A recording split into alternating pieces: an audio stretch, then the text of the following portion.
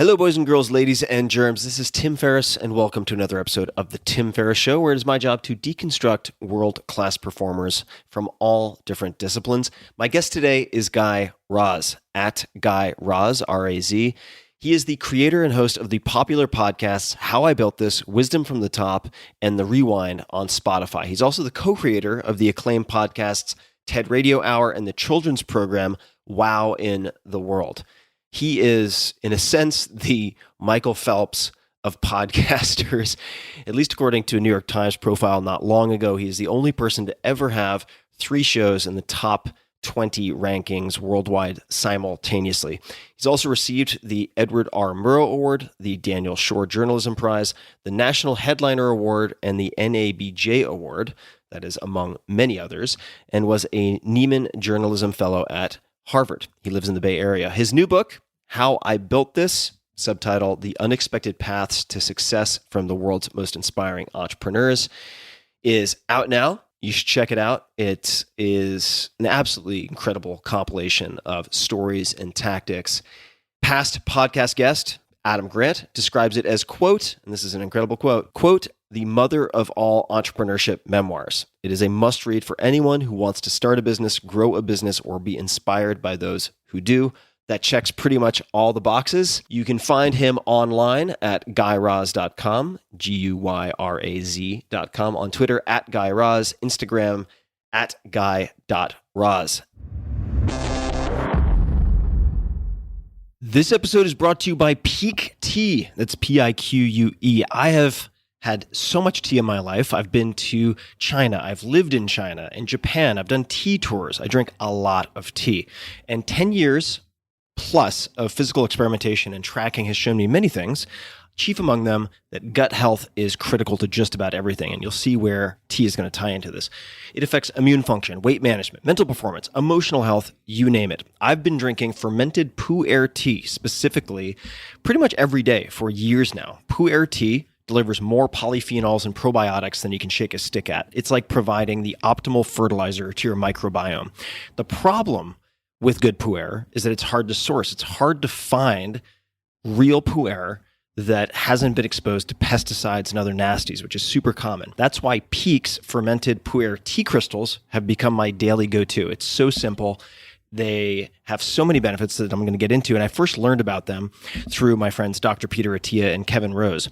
Pique crystals are cold extracted using only wild harvested leaves from 250-year-old tea trees. I often kickstart my mornings with their pu'er green tea, their pu'er black tea, and I alternate between the two. The rich, earthy flavor of the black specifically is amazing. It's it's like a delicious barnyard, very peaty if you like whiskey and stuff like that.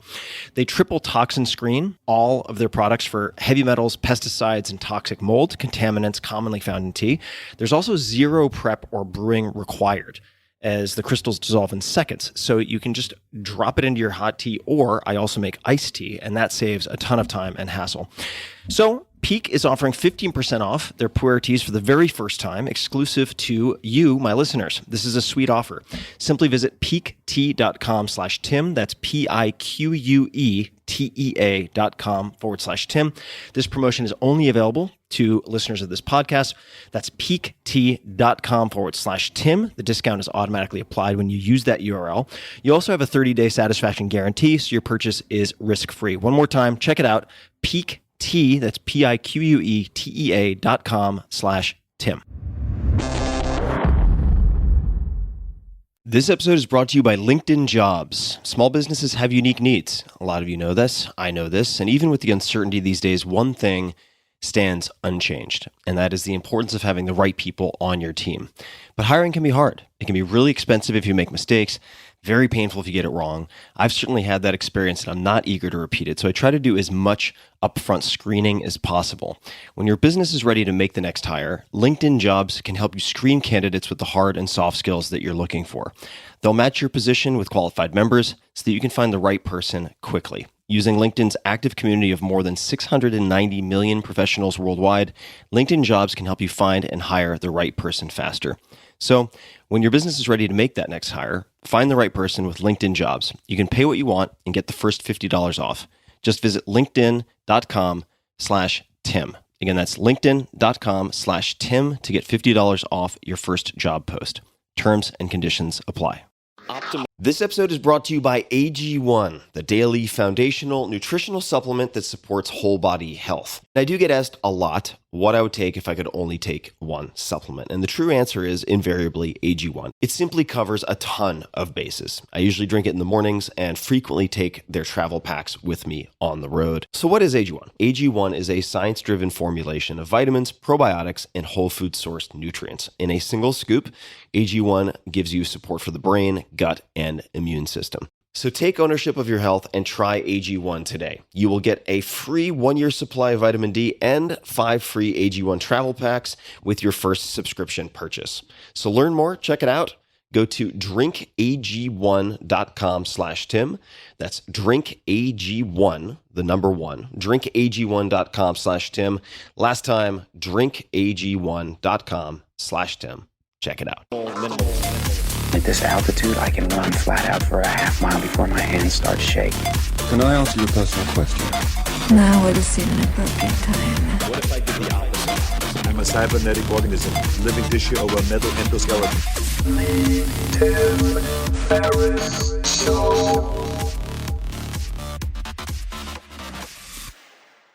Guy, welcome to the show. Thanks so much for having me. And I have so many questions for you. I've been really looking forward to this. And I thought I would start with a very important question. And that is, are you willing to come to this interview and surrender? 100%. Yes. I've surrendered. Yes. And that might seem to my long-term listeners an odd place for me to start. But as I understand it, you frequently asked your guests that question. And it seems like you are a master of creating safe spaces. And I've read you describe how I built this as not a show about business, but in a sense, a show about vulnerability. So what are some of the things that you've found helpful, the things that you do to help put interviewees at ease? I think the first thing I do, Tim, is I have a conversation with everybody before they come on the show, months before they come on the show. And the reason why I do that is because, my show is not Meet the Press. We're not interrogating politicians about public policy. It's a show about someone's journey. And they don't have to come on the show. It's voluntary. We don't want anybody to feel forced that they're coming on the show, but I want everybody to understand how we operate. And so the first thing I do when we reach out to somebody is we set up a time for us to talk. And I basically say to them, look, this is going to be really different from most of the interviews you do because A, it's going to be long. And B, there's no preconditions. I'm going to know as much about you as I can possibly know because we will have done a really deep dive research profile on you. And you have to be willing to talk about everything. And unless it's, something that was very personal, like a divorce or something like that, that's not really relevant. But in general, what I say is that, everything's on the table because a human story is a 360-degree story. And if we're just talking about the Facebook highlight reel of your life, it's not going to be an honest conversation. And our audience is not going to connect to you. And you will be doing yourself a disservice. And that's really kind of how I start the process. And then, when we have the conversation several weeks later, we've already had that kind of interaction and encounter. So that's kind of the first thing that I do before I sit down with somebody.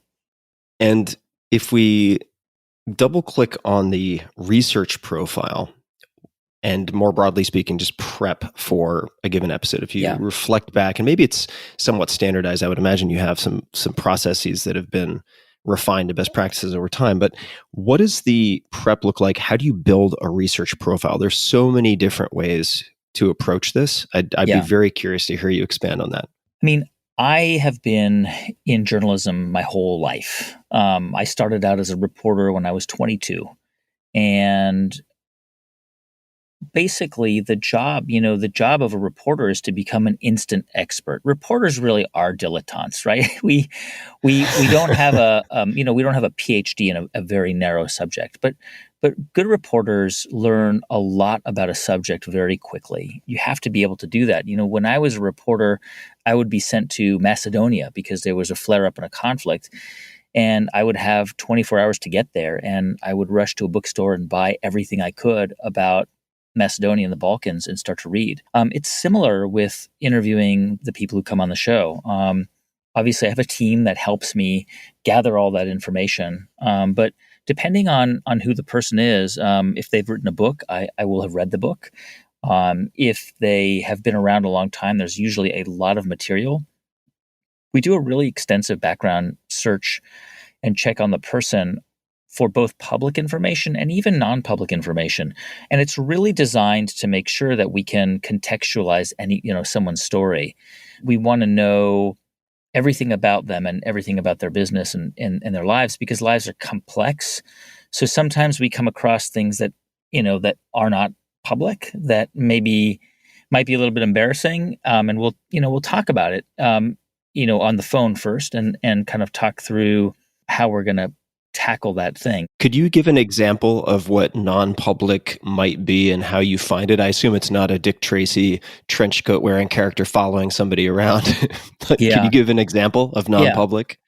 So there was an entrepreneur who I really wanted to interview. It was a wonderful story, and had a phone call with this entrepreneur.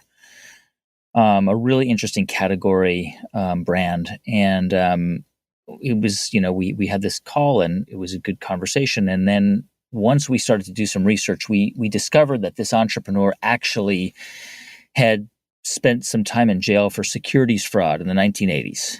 Okay, this was not in any of the public profiles or articles that we read about this person. So we called this person back up, and I'm being obviously deliberately vague. We called this person back up. And I said, look, we came across this story that clearly when you were a younger person, you committed securities fraud or were convicted of it and spent some time in jail. We're going to have to talk about this, and, hopefully you can kind of address it and say, I was stupid and young and greedy or whatever it might be. But, in context, I think it'll be really interesting for people to hear about it and about your life and about the decisions you made and what you learned from that. And this person said, I will not talk about that. I refuse to discuss that. And that's fine. I said, I completely respect that. When you're ready to talk about it, let me know and we'll do the episode with you. So we did not in the end have that person on the show. But then, you've got people like Steve Madden, who went to jail for, the shoemaker who went to jail for 2 years, also for securities fraud, and was really open to talk about it and what he learned about it and how that changed his life and shaped who he is. Because as he told me on the show, he was greedy. He got really greedy at a certain point in his life. He was in a bad place. He was high on coke, and he committed fraud, went to jail for 2 years, but really kind of turned his life around and to actually has become a prison reform activist. So I think that I'm not looking for angels or Mother Teresa's. No one is like that. I'm not like that. But I'm looking for people to put their life stories in context. So that's when that happens sometimes, because we really do spend a lot of time diving into the stories of the people who come on the show. And by the way, what I sometimes joke with people who come on the show, Tim, which is I say, when I interview you, there's a good chance I will know more about your life than you even know at that moment, because it's so fresh in my mind, because people will talk about their stories, and in the process of being interviewed, they'll sometimes say, well, it was 1996 and, it was the first time I made a sale, and I know that it happened in 1995, and I will stop them and I'll say, hey, just to interrupt you, it actually happened in 95. Can you say that? And they'll say, really? And because, we want the show to, it is a single person's narrative, and a single narrative oral history is always going to be problematic. We don't have multiple voices. It's not a documentary. There aren't multiple voices who can weigh in. So we try to play the role, me and my team, we try to play the role of making sure that it is factually correct and fair to all the people whose voices are not represented in the episode. Thank you. That makes sense. I want to ask a question, and I'm sure there will be more, about how I built this. And I'm going to frame this maybe in an unusual way. In the reading that I've done, you seem to be a very self-effacing guy. So I'm going to come at this obliquely. How would your wife explain why or how I built this became as popular as it has become? I'll take a crack at it on her behalf. But probably my perspective will come into it. I think it became. Here's what I would say. I had a show called the TED Radio Hour, which is still around. It's a terrific show, and you were on it. Actually, I had you on it, and that was really just an amazing experience to be able to develop that show. I got very lucky, Tim. I rode the podcast wave very early. So TED Radio Hour was launched in 2013, and podcasting really started to take off with Serial, with that show Serial. Your podcast probably even saw a rise, right? All podcasts that were around saw a rise. And so, all of a sudden, TED Radio Hour, with the combination of the TED brand, the NPR brand, and then just podcasting rising. And look, I think we made a really high quality show. It's still a terrific show. We got a big audience. We all of a sudden had millions of people listening to the show every month. And sort of on the strength of that, how I built this was a side project. It was never intended to be what it became, really. It was, let me put this out into the world and see if there's interest. I should add the caveat that I'm not, I am an entrepreneur. I've started businesses, but I'm not Richard Branson. I'm not Tim Ferriss. I'm, for most of my Thank career. God. The world doesn't need two of those.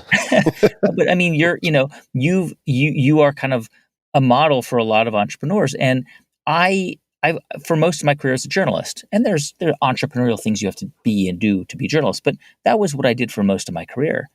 And for me, how I built this was really an extension of what I was doing, which was telling stories. And to me, the idea of like a great story, like great film, has just a clear arc, right? You probably read Joseph Campbell's work when you were in college and know about the hero's journey, right? And just listen to the Power of Myth interview series with Bill Moyers in the last few weeks. Okay, so and how George Lucas used this to make Star Wars, and it's an amazing concept that every story has roughly the same narrative arc. It's whether it's Gilgamesh or the Odyssey or Harry Potter, and Joseph Campbell kind of codifies this. And I felt like with business and brands and the building of something big, you can kind of trace elements of that journey.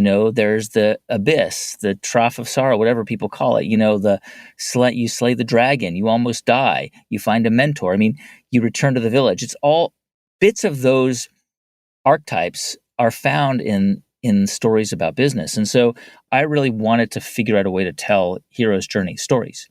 And by the way, I could do that. I think you could do that with athletes. You could do that with in other categories. But I just thought business would be interesting. But I didn't, we didn't, like when you started your show, probably, like we didn't test market it. We didn't do a bunch of advanced research. We just put it out there and kind of, just said, let's see what happens. And I think like a lot of things that become successful, our great success was word of mouth.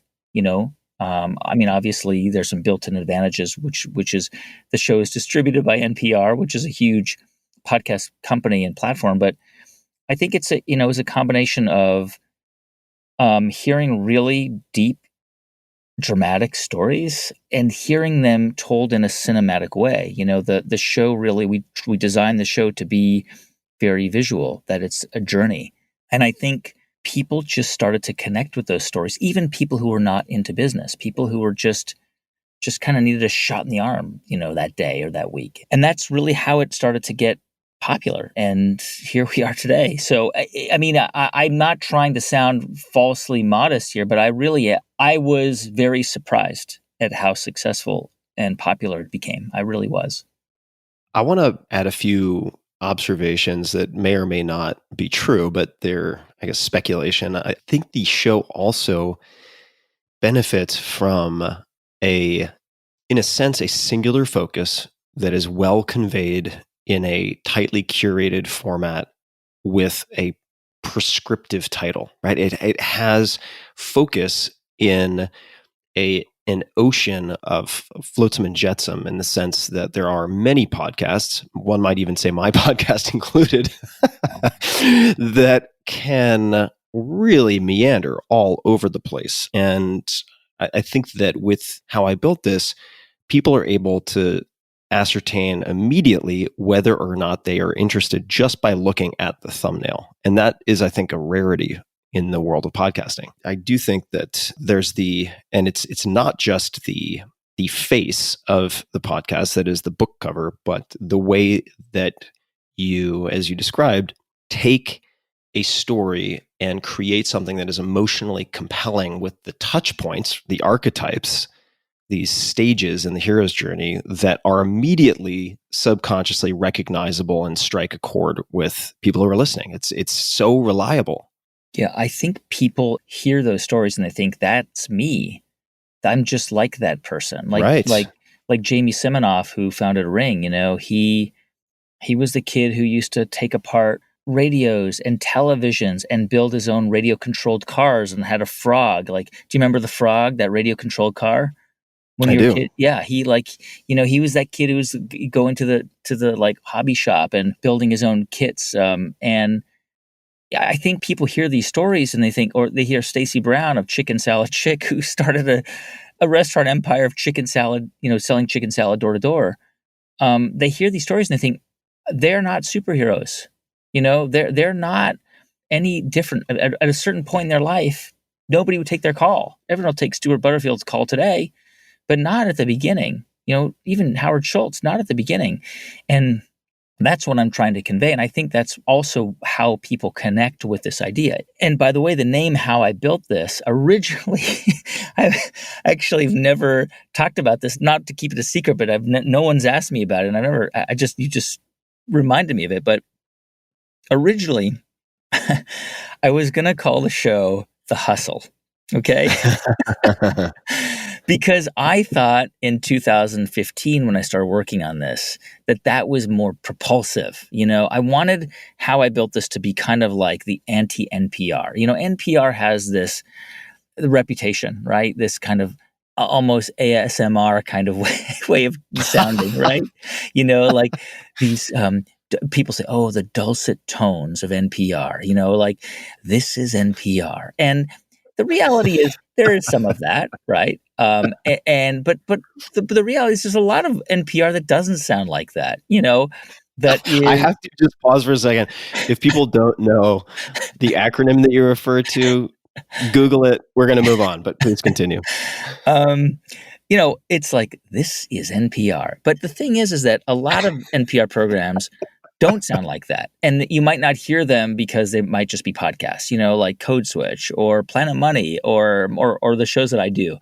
And I wanted this to be like almost the counter to what NPR sounds like. I wanted the theme song to be like, I wanted the theme song of the show. In fact, Ramteen Arablouei, who wrote the theme song and was my first producer, now has his own show on NPR, a wonderful show called Throughline.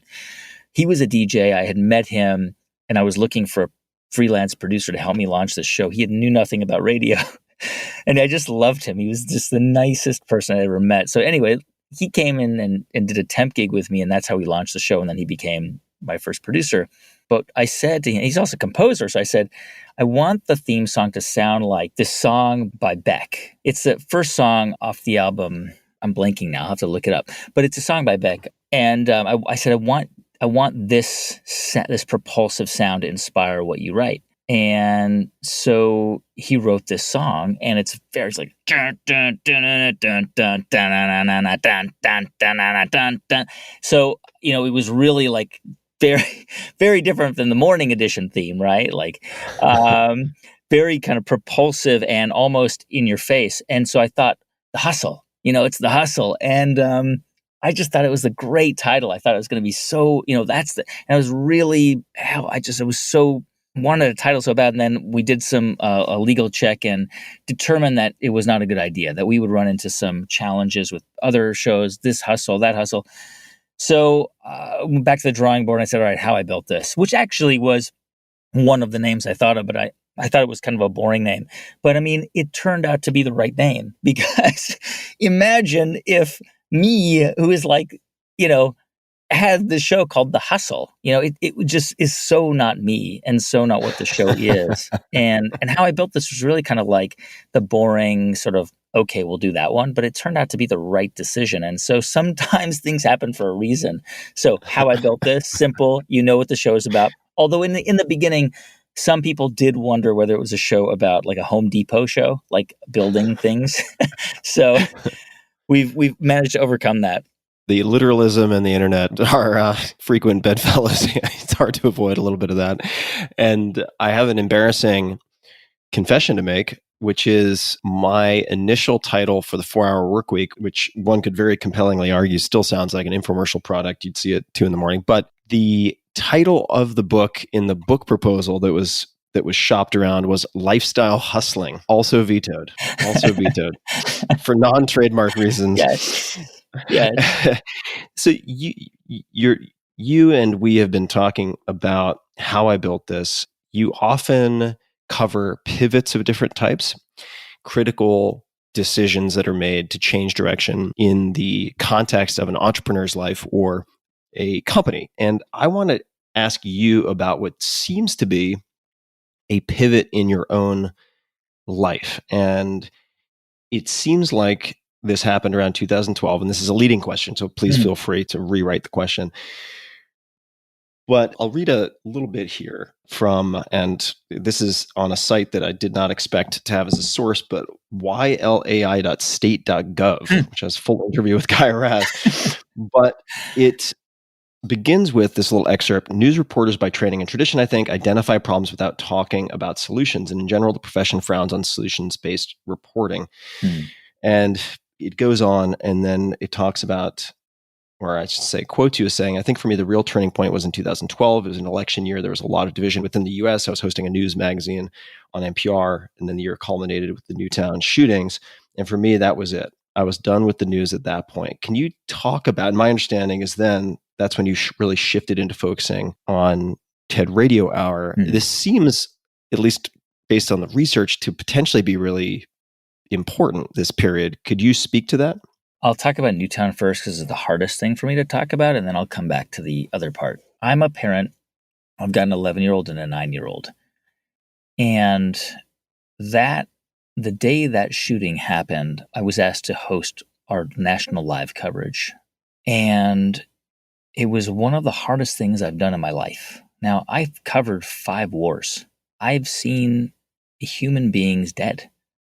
I saw humans die before my eyes. I never got near Newtown. I never went there. I never saw it, but it was so difficult for me. It was this intense feeling of sadness and despair. I remember reading an interview with President Obama after he left office, and he said that was actually the hardest day of his presidency. And I still think about that day, and it's hard. It's just hard, because I've got kids, and I just think about those parents. And that was sort of the end for me. I mean, it was really building up for a while. I was getting tired of how news organizations do news. I'm still tired of it. I think most news organizations forever and ever thought that there was something called objectivity, and that they determined what that was. And it was usually older white men. Nothing wrong with older white men. I'm just saying it was just that determined what objectivity was, and that we needed to think of ourselves as robots, as automatons who had no feelings or views or thoughts about the world. We were just there to deliver the news. And if you asked most reporters, and even to this day, if you ask a lot of reporters in Washington, they will say, look, all I do is call balls and strikes. That's my job. But I never thought that was my job. That's not why I wanted to be a journalist.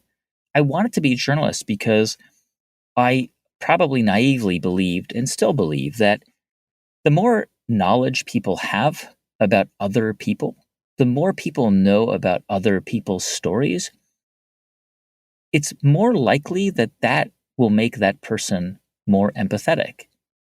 And I always thought if I went overseas, and I lived overseas and was a reporter for many years, if I went overseas and told those stories about people who were living in war zones or conflict zones, or who had no control over the process or the conflict happening around them, if I could tell those stories, then I could make a contribution to better human understanding. I was not going to do that on my own, obviously. I was not personally going to change the world, but I think many people want to do something that will have an impact on the world in a small way.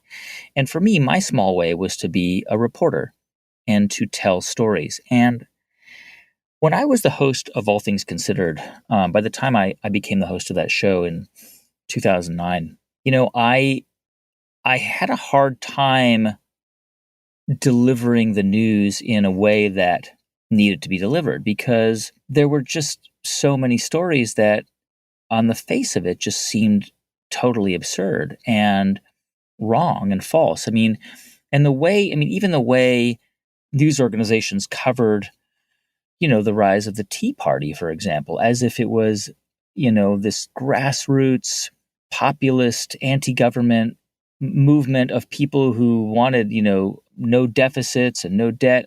That was nonsense. We know that today. We know that so much of that was propped up and influenced by huge multi-billionaire mega donors to these organizations with names like Freedom Works and, whatever. And they very methodically kind of organized this so-called movement that eventually resulted in the election that we had in 2016.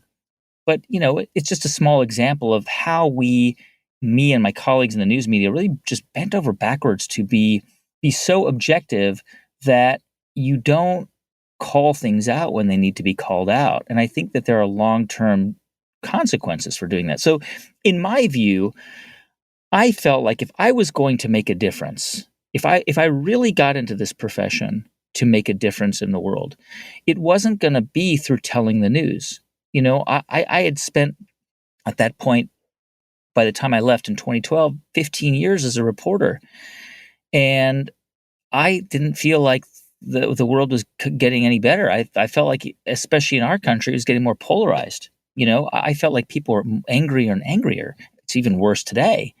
That was 2012. And so, it was a kind of a culmination of things in my mind where I thought, I need to figure out how to do what I originally wanted to do with my life and my career, but in a different way. And that's really what kind of led me to leap at the chance to collaborate with TED to produce the TED Radio Hour and create that show, which is how I kind of left the news world.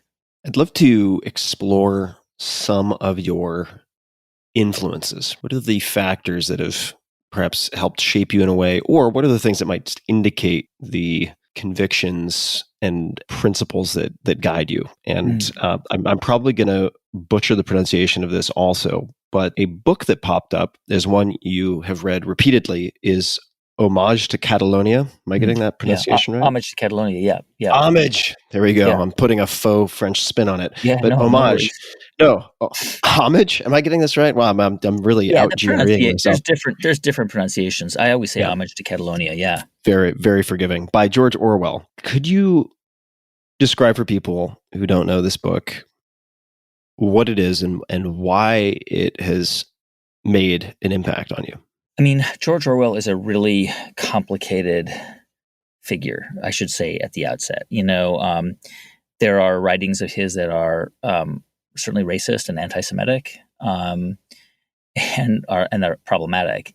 But by the time he died, he was sort of seen as a champion for against imperialism and anti-racism and so on and so forth. Putting that to one side for a moment, George Orwell, who I think in some ways is some things about him are overrated, and I think sometimes he tends to be over-venerated, in part because the late, great, incredible Christopher Hitchens wrote so much about George Orwell, and Hitchens was such an important public intellectual in the United States and really around the world. and people had so much respect and admiration for him that that he really elevated George Orwell. But George Orwell was a leftist. He was a committed, leftist who went to fight in Spain with the Republicans to fight against the fascists. And the rough outline of the story is that the Republicans were basically socialists, right? Like social democrats who had this utopian vision for a Spain that was free and fair and equitable and progressive, a light unto the world, right? But they were facing this very powerful foe in the fascists, led by Franco, backed by the Nazis in the mid-30s. And the Republicans were backed by the communists, by the Soviet communists. And what happened very rapidly was a split between the communists and the Republicans. Split is not exactly the right way to describe it, but essentially Orwell got there and he discovered that there was an internecine war between these two left-wing movements, which was that one left-wing movement wasn't pure and left enough for the extreme left movement, the communist movement. And he came there with this idealism to fight against fascism and to unite all of these, groups on the left to defeat this, this incredibly evil force, and became so disillusioned at the cynicism that he saw on his own side.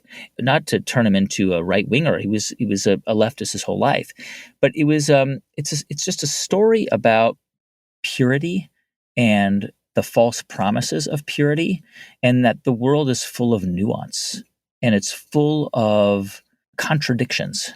And to me, that is what it means to be human. I mean, I admire people and respect people who have strong held views. Like, do you remember George Bush used to talk about, his certitude? And and I have respect for George Bush as a human being, not super supportive of his politics, but I don't believe in certitude. I actually really believe that, at least for me, that I'm open to having my views changed. I welcome that. I'm constantly interrogating how I feel about the world and the things I think about the world. I was reading about like Bayesian analysis, that this idea that, the last thing you think that you've read or you know about, becomes sort of in your mind, it naturally becomes like the thing that you believe or is most present. And Bayesian analysts are constantly interrogating what they believe to come to a fuller understanding of a subject. Epidemiologists talk about this a lot. And I love that idea. I love the idea that I can talk to somebody who may know a lot about a topic or a subject or an issue and can really convince me that the way I think about it is wrong, or that maybe I should rethink it. And that to me is what that book speaks to. There's another version of that book, which I've recently reread and really recommend that people read, called Darkness at Noon, by Arthur Koestler, also written in around that time, in 1941, I believe.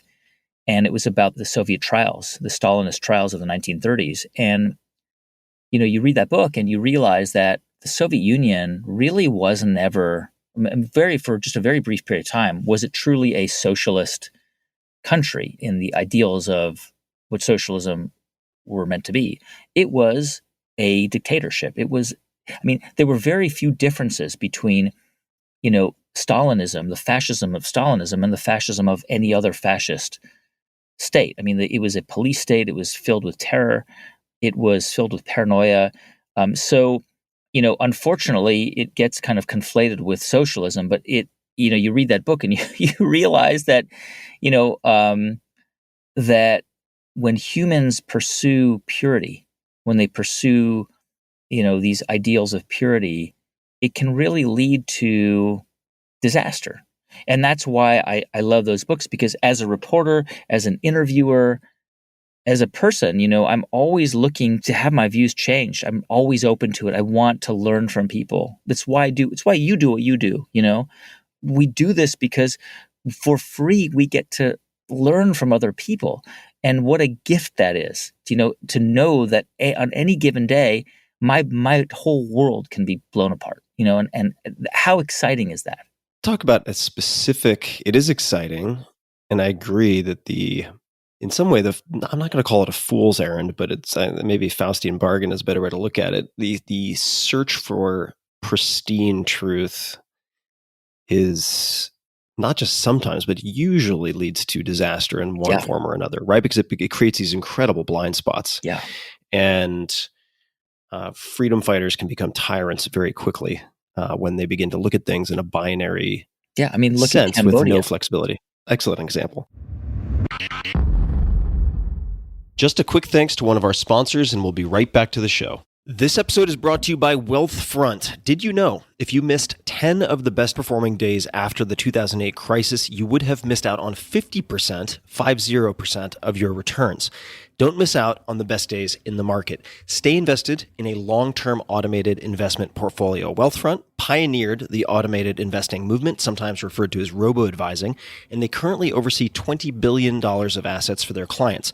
Wealthfront can help you diversify your portfolio, minimize fees, and lower your taxes. It takes about 3 minutes to sign up, and then Wealthfront will build you a globally diversified portfolio of ETFs based on your risk appetite and manage it for you at an incredibly low cost. Wealthfront's software constantly monitors your portfolio day in and day out, so you don't have to.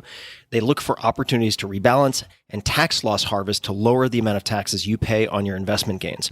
Their newest service is called Autopilot, and it can monitor any checking account for excess cash to move into savings or an investment account. They've really thought of a ton. They've checked a lot of boxes. Smart investing should not feel like a roller coaster ride. Let the professionals do the work for you. Go to wealthfront.com/Tim and open a Wealthfront investment account today, and you'll get your first $5,000 managed for free for life. That's wealthfront.com/Tim. Wealthfront will automate your investments for the long term, and you can get started today at wealthfront.com/Tim. Let's talk about how your views have changed as it relates to your own experience of depression. You've been quite public about this. It seems like you related to it differently when you were younger, at least compared to perhaps how you speak about it now. Could you tell us more about your experience with depression and relating to depression? Well, first thing I would say about it, Tim, is that, and I know you've talked about it too, is that it's not, for me, it doesn't feel courageous to talk about it now, because I have, I'm in a privileged position. I have these shows and I have a platform. So I don't think that talking about depression, from my perspective, is courageous. I talk about it because I want younger people, and even people who aren't younger, to understand that it is not strange. You are not broken. You're not, there are all these things that I think people who are experiencing depression think about and go through, and I remember feeling selfish. Like, how could you feel this way? How could you be so self-absorbed? I would say things to myself that I remembered just feeling horrible about feeling horrible, Right. And Totally. And I remember when I was, when I was in my early 20s, I was sort of, I think like a lot of young people, wasn't quite sure how to navigate my life. I think it's much, much more acute today, even. I'm 45. I think it's much more acute today among young people than even when we were in our 20s. When I think about it now, what I realize is that throughout our lives, most of us have a safety net, if we're lucky enough to have that. We have school, elementary school and middle school and high school, and and then we go on to college, and there are people cheering us on, and there's always a safety net. You always know what's going to happen the next year. You're going to go to grade 11 or become a sophomore or junior, and people are cheering you on, and you're in college, and you're doing some interesting things. You might be on the student newspaper, or you might organize a club, or you might have belonged to an activist group, and you have an identity. People know you. Oh, there's Tim. He's the social justice activist. Or there's Guy. He's the newspaper writer. And then you finish, and you're expected to be an adult. You're 22 in a lot of cases, and your whole life is kind of been mapped out, but then that safety net's gone. And I think when you combine that with all of the changes that are probably happening, not probably, that are happening in our brains between the ages of 18 and 29, it's a recipe for depression, anxiety. When we were in our 20s, we didn't know as much about how the human brain develops as we do now. We now know that the human brain, the executive functions of the human brain, continue to develop until our late 20s, early 30s, that the brain is not fully formed. There's a lot sloshing around in there. And you combine that with, these circumstances of entering life without a net all of a sudden, and it's not surprising that a lot of young people experience anxiety, depression. And in my case, it hit me like a train. I was outwardly, things seemed okay. I was starting my career at NPR and just pounding the pavement and writing for the Washington City paper and trying to, get my articles published. But inside I was a mess, and I couldn't explain it to myself. I couldn't understand what was happening, and I couldn't talk about it with anybody because I grew up in a house where mental health was not seen as a real thing, that it was lunacy, that there was no such thing as mental illness. I think a lot of people can relate to that. Now, of course, we talk about it a bit more, but back then, when I was growing up in the 80s and 90s, people who had mental health issues were seen as crazy, and you just didn't talk about it. And for me, it really began to culminate in just not getting out of bed and not coming to work, and calling in sick and making excuses for not going in. And, around age 24, I was in really, really just bad, desperate shape. I didn't know what to do. I felt trapped in my body and also immobilized, and I couldn't talk to anybody about it because I was embarrassed. Also, I was really embarrassed and ashamed, and just really wanted to just die. I remember feeling that so acutely, that it would just be so great if I didn't wake up.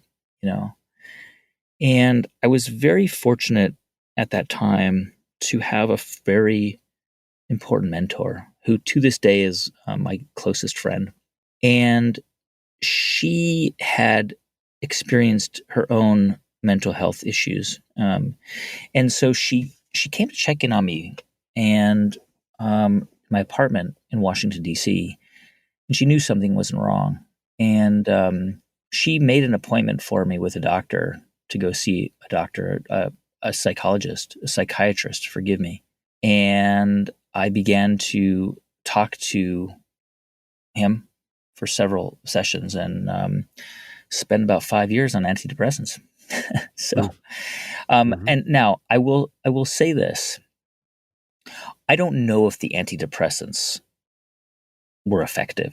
I hope I don't sound like Tom Cruise, but the jury is out on whether SSRIs are actually effective. And right, this is a real legitimate debate in psychiatry.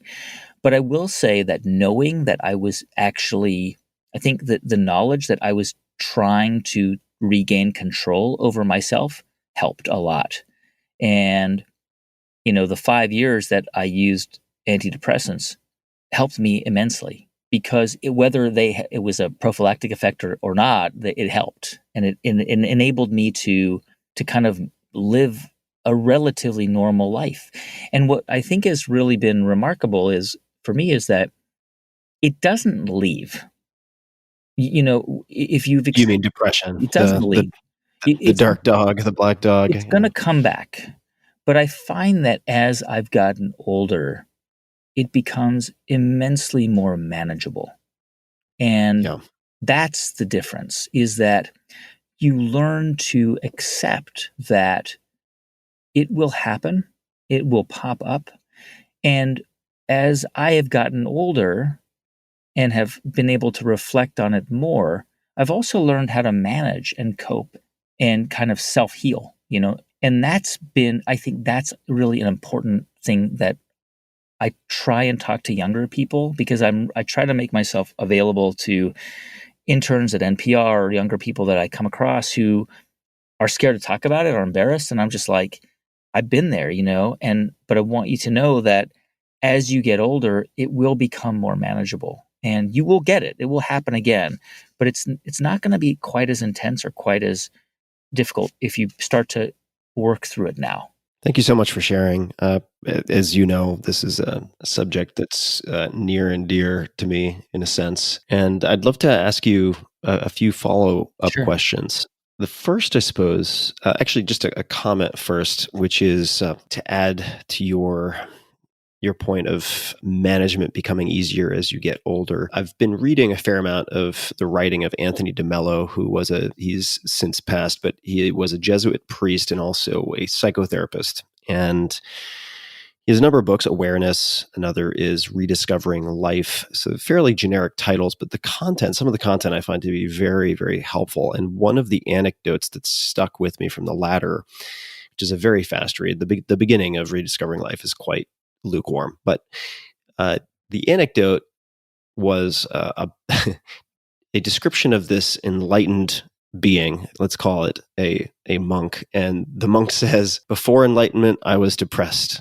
After enlightenment, I'm still depressed, but the way that I relate to the depression is different, and that makes all the difference." And for me, that really touches on the crux of things. But I want to, just because I've had a lot of experience with this, and you mentioned TED. I mean, that was my TED talk was on management of this. But you said that you got off of antidepressants, or you were on them for 5 years.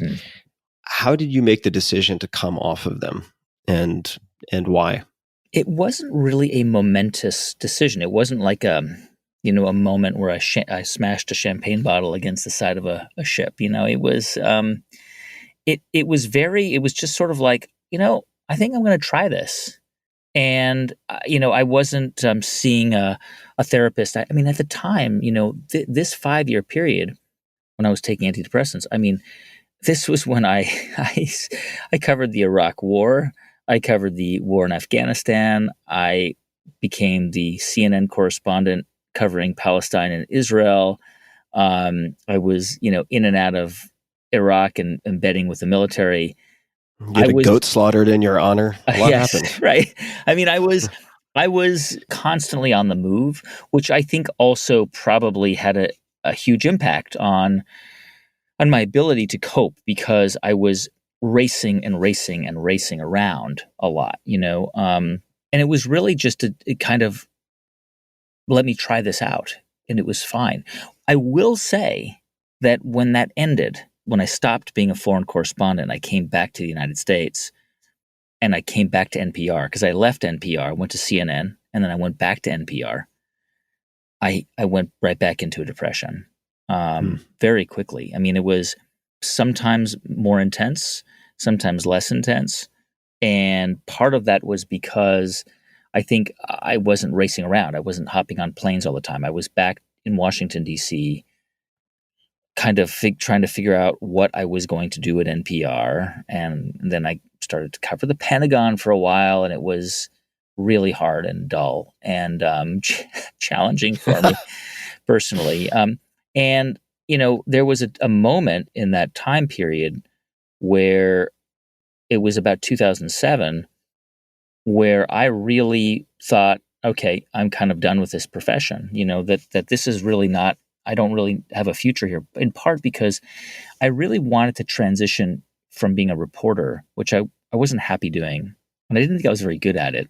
I was fine. I was perfectly fine. I wasn't. You won a hell of a lot of awards for somebody who wasn't very good at it. Yeah, but this thing about awards. Awards are nonsense. I mean, I'm being totally. Awards are people who get awards are people who submit their work, right? So that's the first thing. You got to submit your work.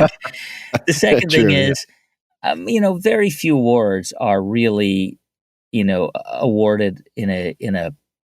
The Pulitzers have committees, and some of these bigger awards have, lots of committees where the people really do carefully read, or most awards are kind of handed out. So Yes, I have those awards, and thank you for the people giving them to me, but take them with a grain of salt. So that being said, I really wanted to. I felt like I wanted to have bigger conversations like this one. I wanted to be able to talk to a wide range of people, and I really wanted to host programs. And at the time, I was told that I did not have the right personality to be a radio host. How is that presented to you? What does that mean? I mean, I'm not questioning Yeah. the statement. I'm just wondering how that was expressed to you. What was lacking or wrong with your personality for radio? I was too much of a military war correspondent, if you can believe that. Nobody who hears how I built this today would even knows that I did that. But that was how I was perceived. And I think this is very common in a lot of, for a lot of people, that they work somewhere and there's a perception that's developed around them or about them. And it's hard to shake that. Sometimes the only way to shake that is to leave. And in my case, Very true. that was my reputation, and I was seen as like a very serious and, an NPR host had to be, like a vaudevillian actor. And I didn't have, whatever it was, whatever the perception Speaking was. in dulcet tones. You didn't have the dulcet Yeah. tones. But I was told that I just didn't have the right personality for that. And I don't think that was an unfair assessment at the time. I think that I wish that the person who told me that, who was pretty important at the time, would have given me a shot to prove myself. But I don't think it was an unfair assessment based on the work I was doing, So really at that time, I began to think about what else could I do with my life. I was married, still am. We did not yet have a child, but we knew we wanted one. And I started to just kind of flail and look around. And that was also a very tough period.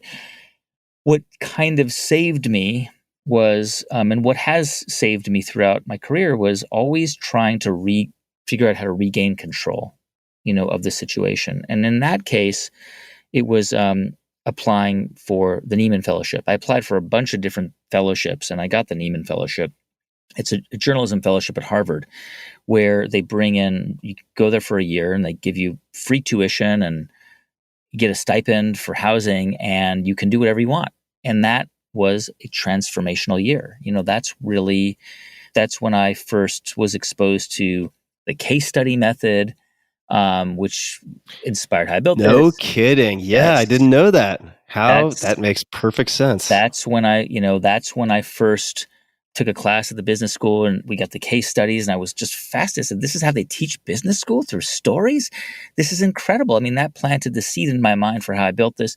I started to host shows on WBUR in Boston that year, and that really was a transformational year. So then when I finished that year, I came out of the Nieman Fellowship with a child. We had a child who was born, my oldest son now, Henry. Definite transformational year. and I became the host of All Things Considered on the weekend. And so that really, that was a real turning point for me. But, in the time before that, I really did kind of return to that dark place, trying to kind of figure out my life and trying to wrestle with the demons in my head. And, eventually it passed again. You seem to also have a combination of prolific output and a solid, seemingly from the outside, sort of identity as the sort of heir apparent podcast king in many respects, at least in the minds of a lot of people. And I'd love to, somewhat along those lines, ask just a little bit more about the fellowship. So the Nieman Journalism Fellowship at Harvard, transformational year. How much of that was seeing the case studies and so on, which are fantastic, and people can, for those people listening who are interested, find, I believe, Harvard Business School, HBS case studies, as well as Stanford Business School case studies online. You can actually access some of these, which are outstanding. How much of it was the content versus the break versus the ability to breathe with a concrete answer to what are you or what do you do? I'm a Nieman Journalism Fellow at Harvard, versus something else. I'd love to hear you speak a little bit more about why that was so transformational. It was transformational because I had been in the news world my whole professional life. And anyone who has been in one industry or in one place knows what it's like to develop tunnel vision. You are around people who think like you in general and who have similar interests. Now, journalists are fascinating, wonderful people. I love journalists. They're some of the most interesting, funniest, smartest people around. But, the news business and news organizations, especially NPR, are extremely conservative culturally and very slow to change. Things that are radical at news organizations in the business world, people would be like, "What? Why is that radical? Like, what do you mean? Like, that's what we do every day. You're telling me that's a big deal, Because news organizations operate with their own set of standards and guidelines and values that sometimes make a lot of sense and sometimes don't. And that year just tore those blinders off. All of a sudden, I'm out of my environment. And I recommend this to so many people. I say, when you're stuck in life, figure out a way to just get out for a month or a year or 6 months. And just as a digression, I did an episode on La Colombe coffee, right? Have you had La Colombe coffee before? I have. Mhm. So I did an episode of how I built this on these guys. And, one of the co-founders, he basically he was going through a depression when they were trying to form the company, Todd Carmichael, and he wanted to just drop out and leave. And his co-founder said, just take some time, just go. And Todd flew to a remote island in the South Pacific with no electricity. And in for a penny, in for a pound. Yeah, and lived there for 3 months. He basically did what you do, what you used to do for your books, but to actually experiment on yourself. But he did this, because he had to survive. Yeah. And he went out there and he lived there for 3 months.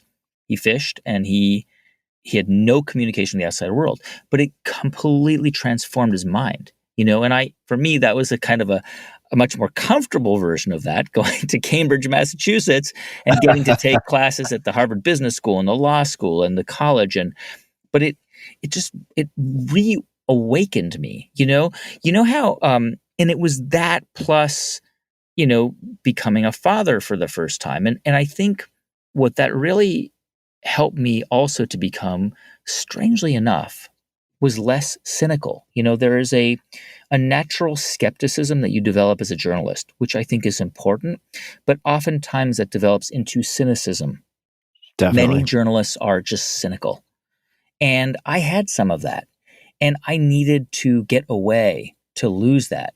I would never have, if I was a journalist and I heard about the Harvard Business School case studies, I would have been like, oh yeah, a bunch of, business people making more money or something. I don't know if that's what I would have said, but it would have been something closer to that. But getting away from that world, 12, 13 years ago, and seeing it a completely different world for a year kind of just reawakened me. It was like I was just able to chip away and then really start to push away that cynicism, just really push it away and start to kind of, it's like I was able to relax, to dance, I say dance, but, I was one of those kids in high school who would sit on the sides, on the sidelines and the walls during the dances, because I thought the people who were dancing weren't cool, even though I wasn't cool. I didn't, you know what I mean? But that year really kind of made me see the world in a different way because I was outside of my own environment. And that was so important for me. And that's really how I was able to see things in just through completely different lenses. Let's talk about the patterns that you've spotted. I really am dying to ask first, though, about I'm still envisioning this island in the middle of the ocean with no outside communication, which could be the greatest blessing of your life. Or, I'm getting sort of pangs of anxiety just thinking about it. What effect did that have on this entrepreneur? On Todd? Yeah. He spent 3 months. 3 months is a long time. Yeah. Yeah. In a remote place with no electricity, no cell service. This is in the 1990s, He wrote a novel, which has never been published. He says it was cathartic. He says a terrible novel, but he wrote it.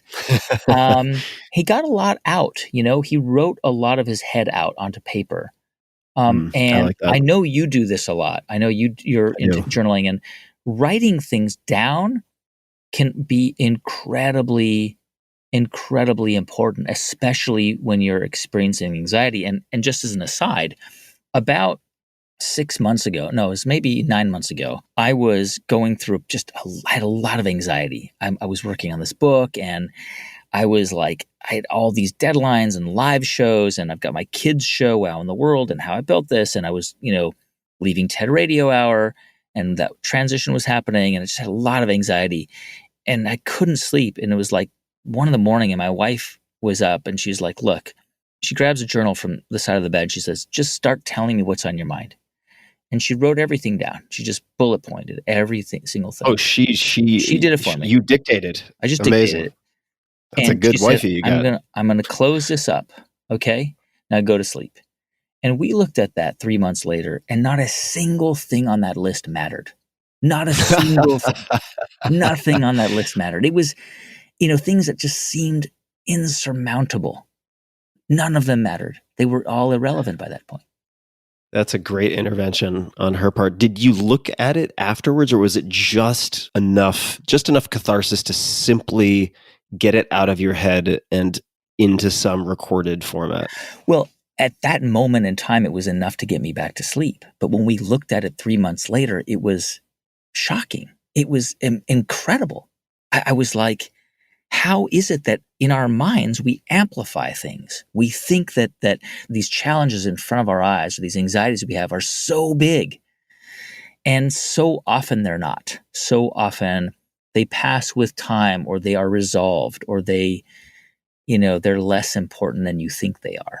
This is a good point to ask you about, I think, optimism.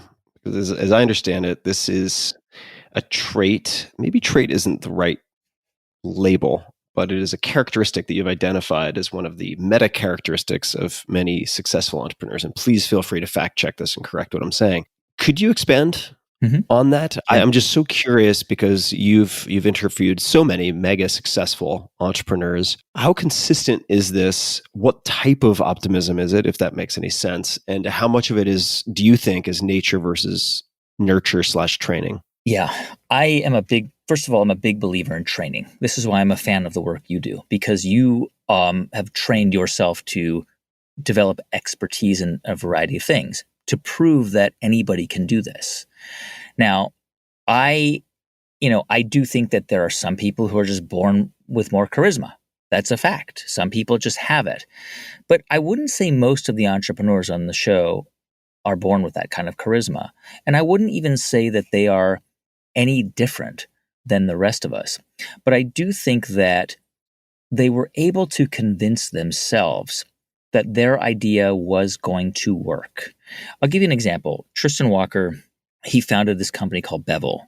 They make, it's now owned by Procter & Gamble. They make razors and other products for men and women of color. And the reason why is because particularly, African-American men, when they shave, oftentimes they develop razor bumps, which are painful and scarring and really very challenging. And there were almost no products that served Black men. And Tristan wanted to create something that was beautifully packaged, that was high quality, that was designed for, men who have curly hair. When their hair grows back out of their beards, it wouldn't curl back into their skin. He wanted to create a razor that would solve that problem. He could not find funding for this. He could not, eventually found some funding, but he really couldn't find the kind of funding that like Dollar Shave Club got, or, some of these other brands, Harry's. And I asked him, I said, why did you, when this wasn't working, when you weren't, able to market this properly or get the sales you wanted, how did you know how did you know to keep going?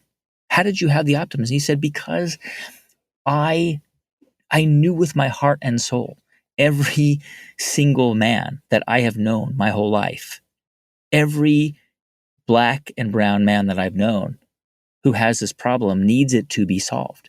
And if I can't do it, nobody's going to do it. If this isn't going to work with me, it's not going to work with anyone. And this problem's never going to be solved. He said, so what kept me going was I knew this was a problem that had to be solved. And I was convinced of it. And that's what kept him going. Today, the brand is owned by Procter & Gamble. It's incredibly successful. It's, Target and Walmart and everywhere around the country. And Tristan Walker is just a phenomenal, inspiring guy. And that's the thing, I think that it's not this blind optimism, but it is an unshakable belief that the idea they have has to be put out. It has to be out in the world in some form or fashion. It has to. I mean, Jamie Siminoff with Ring, with his doorbell company. I mean, he was close to bankrupt 8 years ago. His wife almost took out a line of credit on their house to save this business. What eventually saved him was going on Shark Tank. He got really lucky and went on Shark Tank and got this exposure. But, he really believed that people would want a video doorbell. He just in his heart and gut, he knew it. And so I think that it is a learned behavior. I think really believing in something is a learned behavior. I think most of the traits, what we call traits of entrepreneurs, are not actually traits. I think they are skills that are learned. I think some people are naturally more inclined to assimilate these ideas faster, but I think for the most part, most of us have the capacity to learn these behaviors and skills that enable us all to behave entrepreneurially. I want to ask you about any of these traits that I do these types of previews of upcoming questions quite a lot. I hope it's not overly irritating, but it's a way for me to bookmark for myself. I'm going to ask you about what traits or behaviors you have developed, maybe through osmosis by doing these interviews, or that you've actually copy and pasted into practice for yourself from these many interviews that you've done with How I Built This. I just have to say, I've never shared this before, but since you've mentioned his name twice, so Jamie and I met randomly the first time, and I ended up becoming sort of a indirect investor in Ring because we met, I want to say around 2007, early days, because he was staying at a hotel in Palo Alto. I went to the same hotel restaurant to have a lunch meeting, and I screwed up the day. I was there on the wrong day, and we're the only two guys sitting in this restaurant. And he's like, "Hey, what are you doing here?" Somehow struck up a conversation. Jamie, he's very proactive with introducing himself.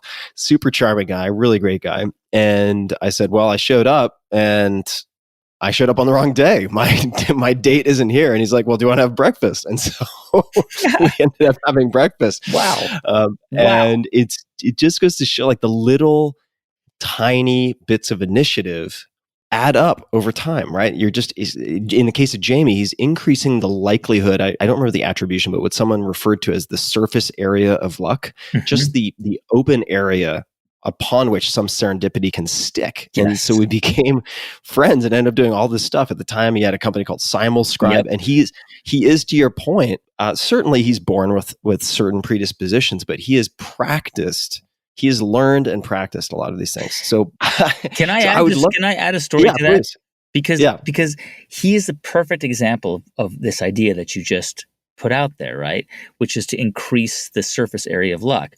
He was at sort of a low point for his business, Doorbot. It was called Doorbot before it was Ring. A friend of his called him up and said, "Hey, I know this guy. He wants to start a social media network. He doesn't really know much about entrepreneurship. And, he asked me if I know any entrepreneurs, and I know you've started a bunch of businesses." Because at that point, Jamie had started a bunch of businesses and hadn't really started a successful business yet. And so he calls up Jamie and he says, "Hey, will you meet my friend and have lunch with him?" And Jamie's like, "All right, fine, I'll do it." So the day of the lunch comes, and it's just a horrible day for Jamie. Like, his business is like tanking. He's feeling really low. He's not feeling confident.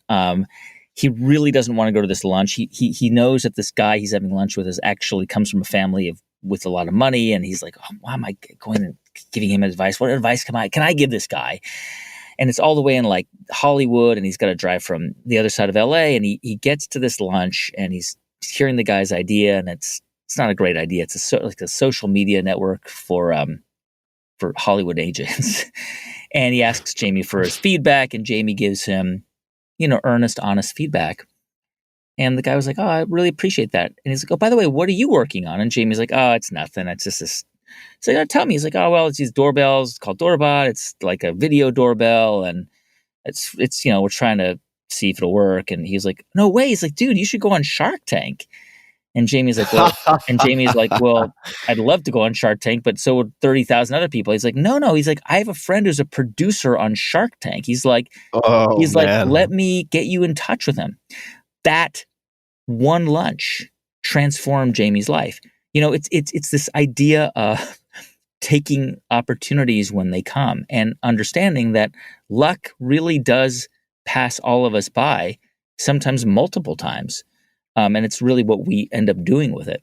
Definitely. I love that those stories are so similar. Yeah. I mean, yeah, it's a practice. So to come back to the question I promised, are there any particular habits, practices, characteristics that you have developed or tried to develop as a result of all of these interviews that you've done? Yeah.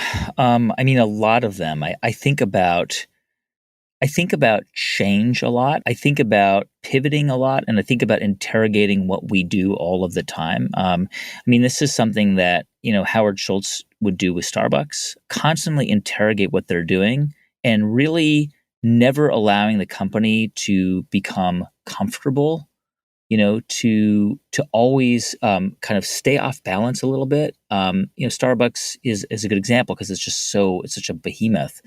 I remember Herb Kelleher, the late Herb Kelleher of Southwest Airlines, who, he didn't live in Austin, but he lived in not too far from you in Texas. I guess far. Texas is pretty big. But Herb Kelleher, just a wonderful man, started Southwest Airlines. And his motto was think small, act small, and that's how you get big. And I wrote a chapter about this in the book because what he was saying was essentially don't get comfortable. He saw the collapse of the big airlines, TWA and Aloha and a bunch of other big airlines, Pan Am. And he said they collapsed because they got too comfortable and cocky and they were on top of the world. And so they stopped paying attention to the things that mattered, like efficiencies and innovation. And so, his argument was, let's think small, let's act small. Well, today Southwest Airlines is the third biggest airline in the world, right? And so that to me is a really inspiring way to think about what we do too. I do try to think small and act small. I don't ever take for granted the success of our show and our listeners. In fact, after the pandemic hit, we had a moment where our audience really just briefly it dramatically dropped. And I was really concerned about that, and I think that's true for a lot of people in podcasting. We had this really true for me as well. Yeah. Just a dramatic decline, and it was scary. And so I started to interrogate what we were doing and whether we could do it better.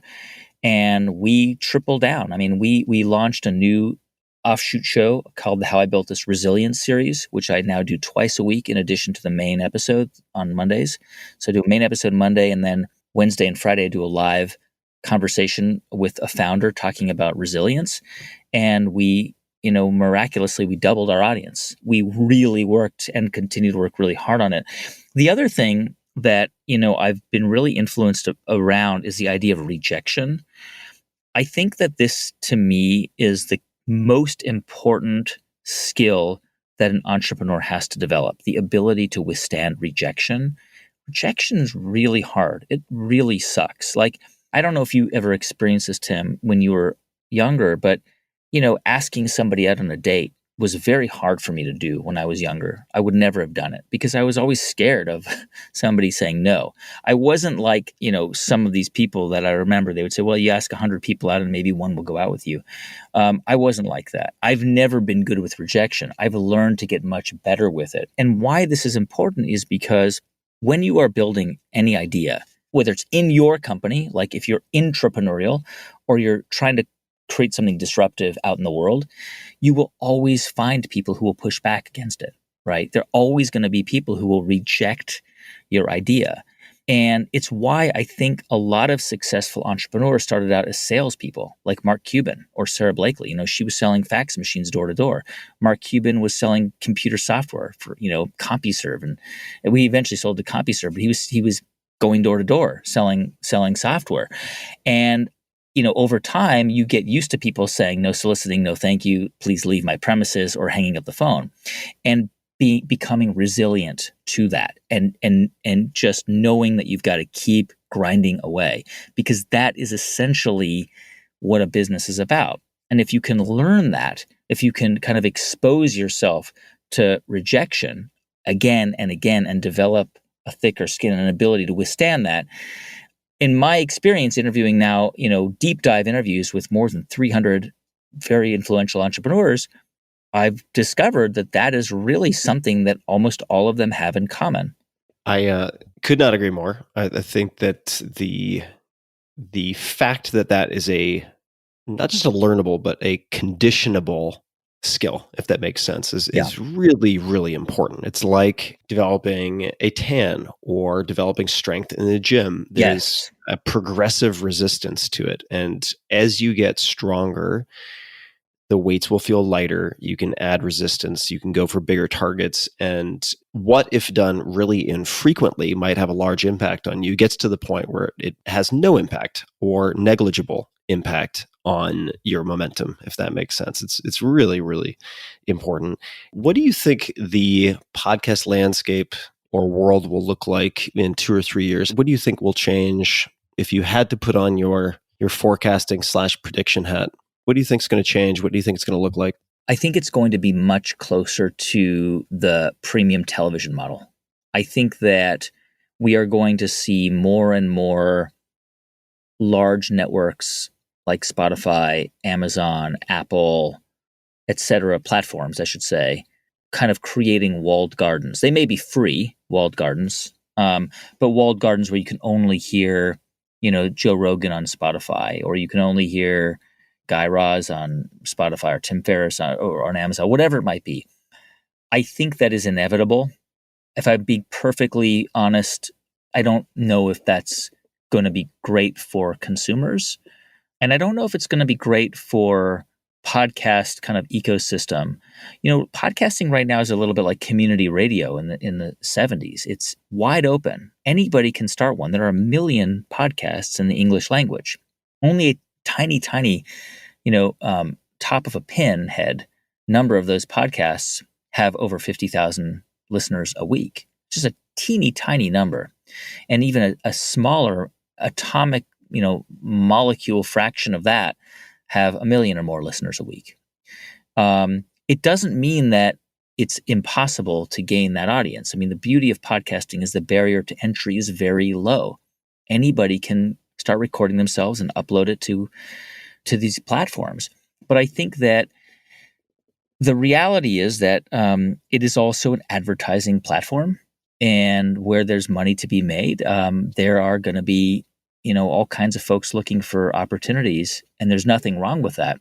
My hope is that it's not only market driven, because I think if podcasting is entirely market driven, you're going to see a lot of content that is polarizing. You're going to see a lot of politically polarizing content, and also a lot of like true crime content. And I'm not saying there's anything wrong with that. I enjoy some of that stuff, but I don't want that to be the only thing that is rising to the top. I think that there needs to be a world in podcasting where you've got shows that are just magical and brilliant, but also expensive. I mean, Radiolab is an expensive show to make.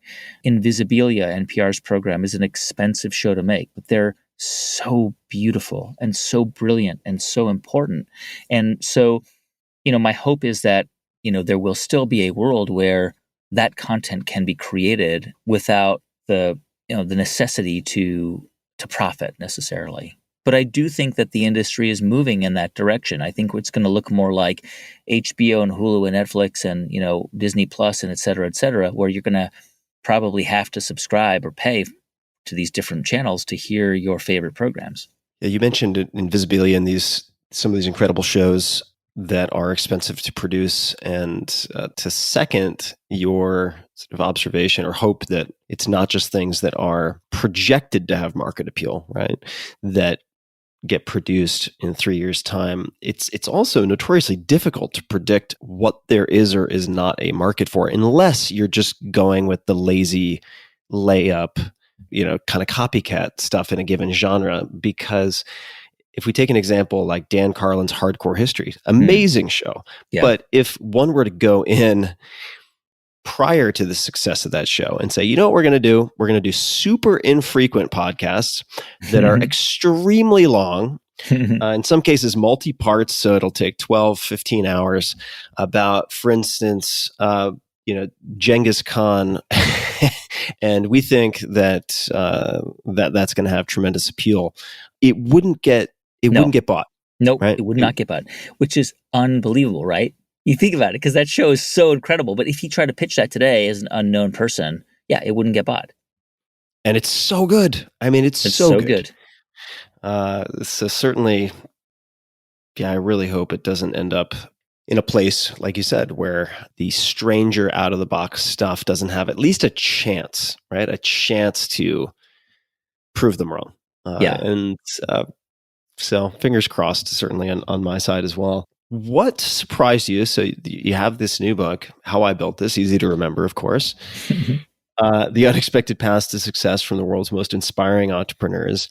A few years from now, what from the book, any particular stories or lessons that we haven't talked about that you think are really going to still stick with you? I mean, there are a lot of them, right? But one that I think about a lot, I live in the Bay Area, and I used to live in the Bay Area, and it's a very complex place because on the one hand, you have incredible weather and beautiful nature. On the other hand, the city of San Francisco is one of the most troubling cities in the world. You've got just immense wealth, the highest number of billionaires in the world. And you've got parts of the city that look like Gotham City, where human beings are living in the most deprived conditions, unimaginable conditions. And so with that backdrop, I think a lot about San Francisco, and I think a lot about what the tech world has wrought. Some incredible things, right? Amazing transformational things, but things that have also been so disruptive that we haven't fully realized how disruptive they are in a negative way. One of the things that struck me when I first moved here, because I moved to the Bay Area 2 years ago from Washington, D.C., was I took the ferry from Jack London Square in Oakland to San Francisco, to the ferry terminal. And you get out and, there's the Salesforce Tower. And I think on Market Street, you've got like Twitter and Zynga and all these huge tech companies, And then like you're looking down Market Street and there's, the headquarters of Wells Fargo, the world headquarters of Wells Fargo. And then to the right, there's like Levi Strauss Square. And then further down, there's Ghirardelli Square.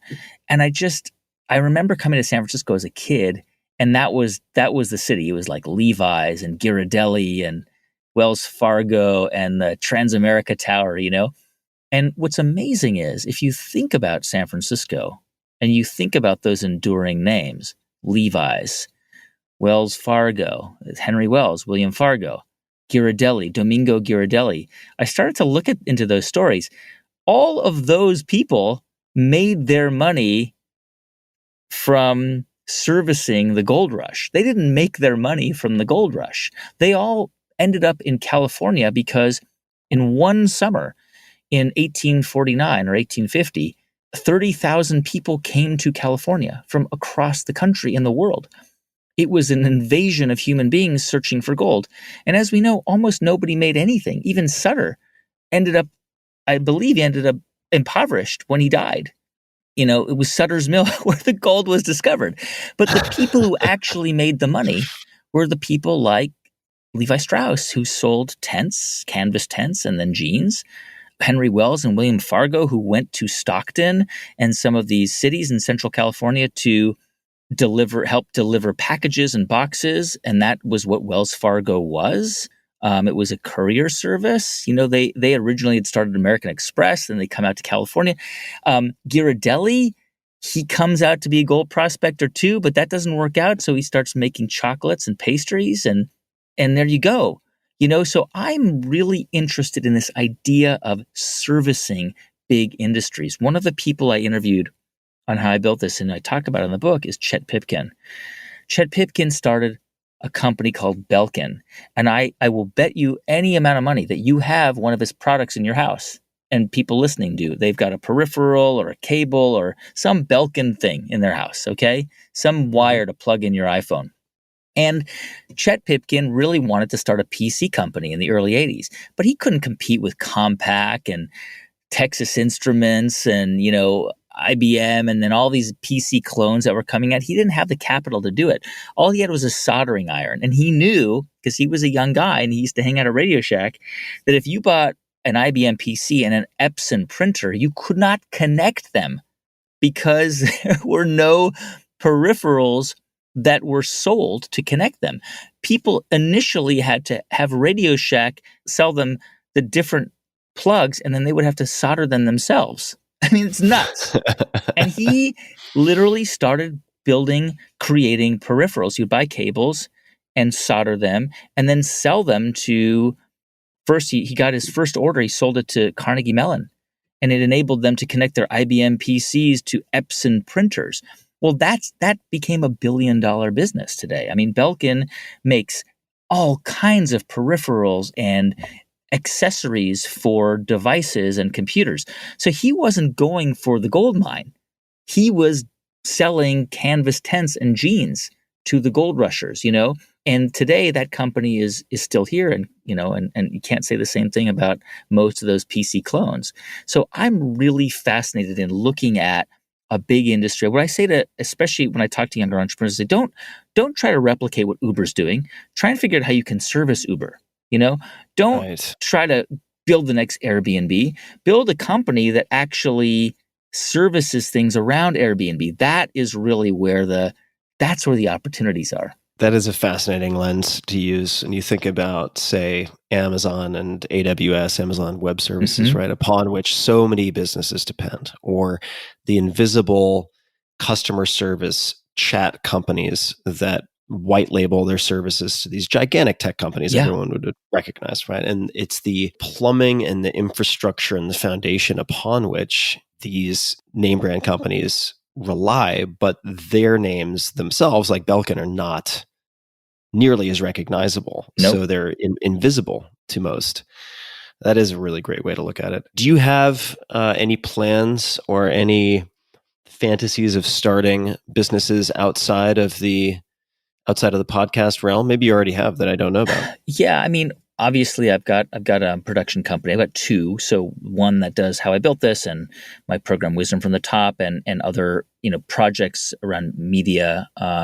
And I've got another production company that makes children's content. It's called Tinkercast, and we make Wow in the World. And we've got a live event series when there are live events, and other projects that we do.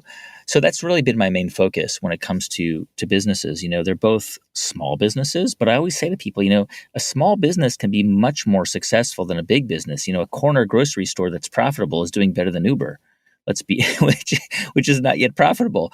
But it's, for me, I mean, I often think about, I think like anybody listening to How I Built This, I have a million ideas of things that I would love to do.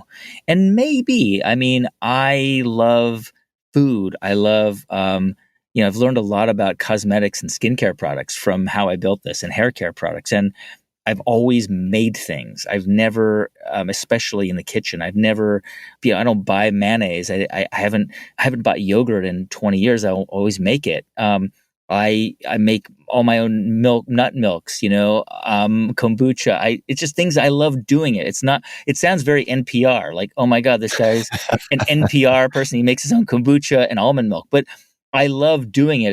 It's like my kids want ice cream, I make it. My mom used to be like that. She's like, I can make it because I love doing it, And I started to get, with my wife, I started to get into like making skin creams and like just even during the pandemic, because like a lot of people, I get like eczema, a little bit of eczema will come up and my skin will be dry, and we just started experimenting. And I swear to you, we have made this awesome skin cream that I'm using all the time. Are we ever going to sell it? Unlikely, but who knows? Maybe. The hustle, skincare for every man and woman. If you were to give, and I know we're probably at a point where we want to close this round of conversation sometime soon, so I won't chew up much more of your time. But if you were to give, since you know Ted so well, if you were to give a TED talk on something unrelated, or let me rephrase that, a TED talk on something you are not already known for, what would it be? You mentioned cooking, cast iron pots. What is the subject matter that you would pick for your TED Talk if it had to be something that would surprise most people to hear you deliver? I know a lot about the Washington Nationals baseball team. I don't know if I'd give my TED Talk about that. People would probably be surprised to find out that I'm really interested in baseball. I love baseball. I'm a big baseball fan. So it could be about that. I could probably give a TED Talk about, usually TED Talks are about, a big idea, right? So I guess my big idea, I tend to talk about them on the show, kindness and things like that, that I always aspire to as well, that I'm sort of giving myself advice and looking to others for advice too. Because in some ways, my show and what I do is a form of therapy. It's being able to talk to people and hear their challenges and dilemmas is very therapeutic when you kind of talk through it with somebody. And I guess my talk would be about, for me, I think it's a hard one because I know that it doesn't apply to everyone. And I think it can be, maybe traumatic isn't the right word, but challenging for a lot of people to hear. But it's the one that I know a lot about and means a lot to me, and it's fatherhood. That's the single most important part of my life. I've got two boys, 11 and 9.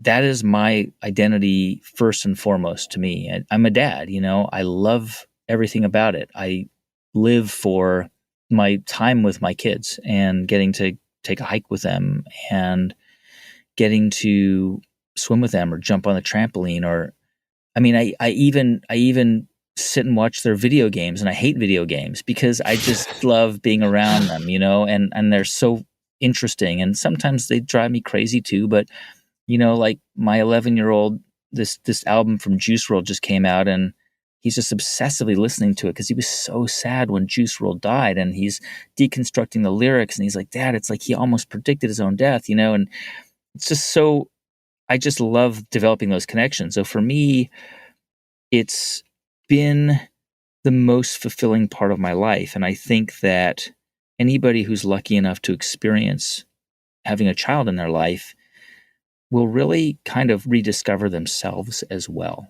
And I think that's what my talk would be about. I got to get started on this procreation thing. Lost my hair. You're fine. Some things don't age You're well. fine. I gotta get moving. I think you're gonna have plenty of opportunities. I think there'd be lots of people who'd be interested.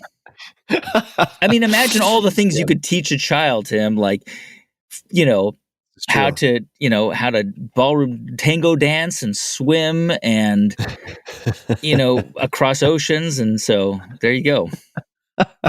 And I promise people I will not put my child in a Skinner box any more than is absolutely necessary.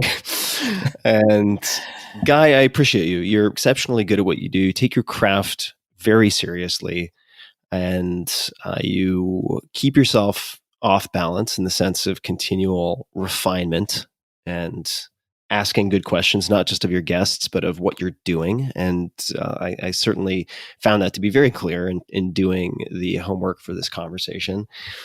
And I'm thrilled that you have taken many of these lessons and learnings and stories from How I Built This into How I Built This. The book itself, I really find there's a power to text, a power to storytelling through text. And lest people forget, you have a lot of history and practice with storytelling through text. So I'm thrilled that you took the time to concentrate on the new book, How I Built This, Subtitly Unexpected Paths to Success from the World's Most Inspiring Entrepreneurs. I imagine that it can be found wherever books are sold during these pandemic times. And where are the best places for people to find you otherwise? Your preferred outlets? The best place to find me, the best place to find the book is you can go to guyraz.com and all the information is there. But to find me, I'm on Instagram. I like Instagram. I'm at guy.raz. I'm on Twitter at guyraz. I'm all on Facebook too, but don't love that one as much.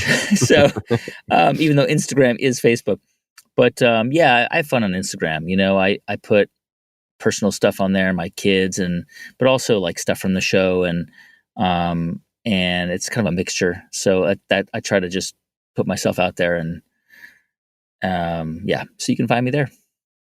Well, you're doing a good job of it. I don't know how, with 2 kids and everything you have going on, you manage to produce as much as you do at the quality that you do. It's mind-boggling to me. So that's at some point would love to have a meal or a drink and try to stare into your soul and absorb some of that stamina and focus. It's really remarkable. I read the 4-Hour Work Week. That's what I did. But just figured it out. No, I mean, it is a little bit rich for you to be saying that because you're insanely productive and produce insanely good stuff. So, I mean, this book again, it's like Tribe of Mentors. It's designed to be a reference. It's designed to be a guide. It's designed to be the person that whispers in your ear, "You're going to be okay. It's going to be okay. Keep going." And that's why I wrote the book. I love that. I encourage people to check it out. We'll have links to everything we've discussed in the show notes. Let me ask one more question, and sometimes it's a bad question, but I'm going to risk it. And that is, if you could put anything on a billboard, metaphorically speaking, could be an image, a word, a quote, something from one of the interviews you've done, anything non-commercial, an image, doesn't matter, to convey something to billions of people, what might you put on that billboard? I mean, it's the most simple thing. It's become one of the most cliched things too, but it is so important. It's what President Obama talked about in his outgoing address, the last address he gave before his presidency ended. And it's 2 words. It's be kind. It's be kind. I mean, we are all going to be unkind multiple times in our lives in a day. But if you can make that your North Star and just try and sear that into your memory or tattoo it on your arm or put it on a billboard, it's be kind. It's gonna make our world just a little bit better. Yeah. Hear. Be kind. Great answer. Be kinder than you have to be. And it not only makes the world better, it makes you better, and it will make you feel better.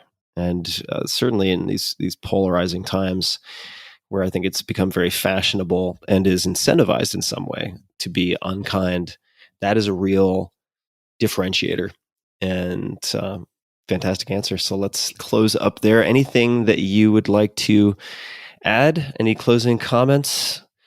Anything you'd like to say before we bring this round 1 to an end? I guess I really just want to say that I don't believe entrepreneurs are any different than us. I think that we are all Clark Kents, and the only difference is that they went into the phone booth and put on the cape. And I'm a big believer in entrepreneurship. I think it's exciting. I think it gives people control over their lives. I think it is good for the economy. I think it spurs innovation. I think it allows people to live more independent lives. And, we actually are not living at a time when entrepreneurship is at its height. There were more entrepreneurs in the 70s and 80s in America than there are today. Even though we talk about it more today, there are fewer today than there were then. And I want to see a resurgence. I want to see, and you don't have to build the next earth-shattering app or, huge tech company. It can be an HVAC company. It can be a small business. But to me, the idea of creating something that allows you to employ other people and give them work and meaning and, a good life that allows them to support other people and send people to college, that means a lot. I'm a really big believer in small businesses and entrepreneurs. And I really think that people who want to do it, the only obstacle to getting there is the inability to think of oneself as an entrepreneur. And what I'm saying is that that shouldn't be an obstacle because everybody has the capacity to do it. Indeed. And I want to second that. Entrepreneur, if you think about the root or even the Spanish equivalent or the related word, emprender, to undertake, right? One who undertakes. And how I built this, I mean, it really speaks to what it seems like you provide through a lot of the work that you do. And that is you're offering the tools of self-determinism, right? You're offering the tools and the stories of those who have self-authored. And I think in times of uncertainty, and certainly we are, since you mentioned baseball, I think in the first or second inning of lots of uncertainty and lots of turbulence to come in the next year or two, this is the type of collection of stories and tools and reassurances that can help people to self-author. So I'm thrilled that you took the time to focus and get this out to the world. So thank you, Guy, for taking the time to have this conversation today. Thank you so much for having me. Really appreciate it. And to everybody listening, we'll have show notes for everything that was discussed. You can find links to everything at tim.blog/podcast. And until next time, thanks for tuning in. Hey guys, this is Tim again. Just a few more things before you take off. Number one, this is 5 Bullet Friday. Do you want to get a short email from me? Would you enjoy getting a short email from me every Friday that provides a little morsel of fun before the weekend? And 5 Bullet Friday is a very short email where I share the coolest things I've found or that I've been pondering over the week. That could include favorite new albums that I've discovered. It could include gizmos and gadgets and all sorts of weird shit that I've somehow dug up in the world of the esoteric as I do. It could include favorite articles that I've read and that I've shared with my close friends, for instance. And it's very short. It's just a little tiny bite of goodness before you head off for the weekend. So if you want to receive that, check it out. Just go to 4hourworkweek.com. That's 4hourworkweek.com, all spelled out, and just drop in your email and you will get the very next one. And if you sign up, I hope you enjoy it.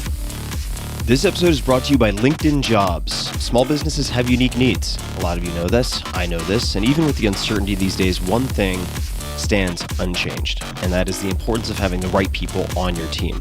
But hiring can be hard. It can be really expensive if you make mistakes, very painful if you get it wrong. I've certainly had that experience and I'm not eager to repeat it, so I try to do as much upfront screening as possible. When your business is ready to make the next hire, LinkedIn Jobs can help you screen candidates with the hard and soft skills that you're looking for. They'll match your position with qualified members so that you can find the right person quickly. Using LinkedIn's active community of more than 690 million professionals worldwide, LinkedIn Jobs can help you find and hire the right person faster. So, when your business is ready to make that next hire, find the right person with LinkedIn Jobs. You can pay what you want and get the first $50 off. Just visit linkedin.com/Tim. Again, that's linkedin.com/Tim to get $50 off your first job post. Terms and conditions apply. This episode is brought to you by Pique Tea. That's Pique. I have had so much tea in my life. I've been to China. I've lived in China and Japan. I've done tea tours. I drink a lot of tea. And 10 years plus of physical experimentation and tracking has shown me many things. Chief among them, that gut health is critical to just about everything, and you'll see where tea is going to tie into this.